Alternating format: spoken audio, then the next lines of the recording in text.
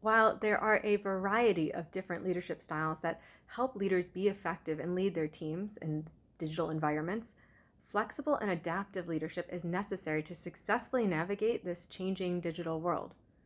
Take, for instance, the sudden move to working online in 2020 for many knowledge workers. This was a sudden and unusual event, and it threatened and disrupted normal operations. Because it's not expected, it has the potential to take us off course. It can take the form, of course, in addition, a natural disaster, an organization going bankrupt. The point is that it is a novel situation, which means there's no clear solution, and we're making this up as we go. This can be also perpetuated for a long time. Because there is no solution, all it means is that leaders need to handle the immediate situation. And how well a leader does that is an indicator of how flexible or adaptive they are. So, what can we do to improve our ability to be flexible and adaptive? First is focus on the moment and adapt to the changes in the environment. Instead of going back to the way things were and the way how we've always done things, we are required really to push forward and take a more investigative approach. We have to first understand what is happening and then start to generate options for how to handle the situation. We need to be ready to change as the situation develops. A second point is we need to diagnose the situation to understand what's actually happening. Once we have the diagnosis, then we can figure out what needs to happen in order to get through the situation. When we better understand the situation, we can better identify the types of leadership behaviors that are right for the situation. Third, we need to tap into a wide range of behaviors. As a leader, we need to develop a variety of different skills, from learning to motivate others and understanding our own strengths and weaknesses, to negotiating with others and active listening. So in doing so, we create a large toolbox of behaviors and skills and mindsets to draw from, which helps us then be more flexible. Being aware of the different behaviors, skills, and mindsets we possess also helps us access them when they're needed.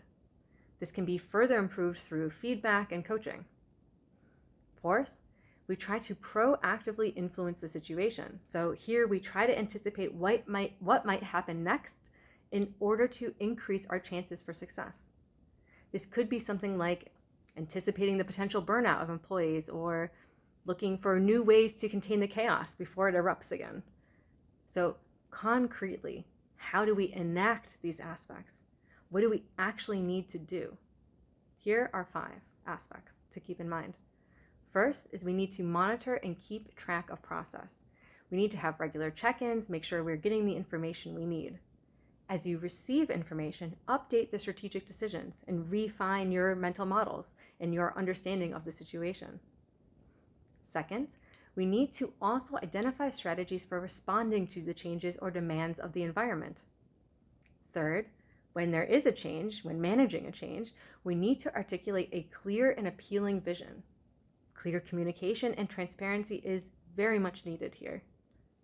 Fourth, we provide a balanced perspective. That means we must build optimism around the change or the direction and show where we could potentially reach.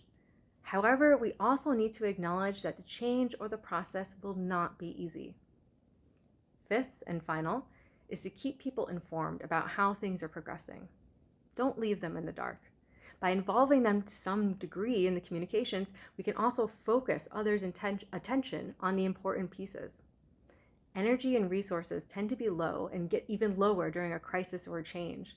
So your role as a leader then is to provide a framework and some orientation for where that energy and resources should go. Taken together, by embracing adaptability, leaders can enhance their flexibility to navigate these difficult, changing situations.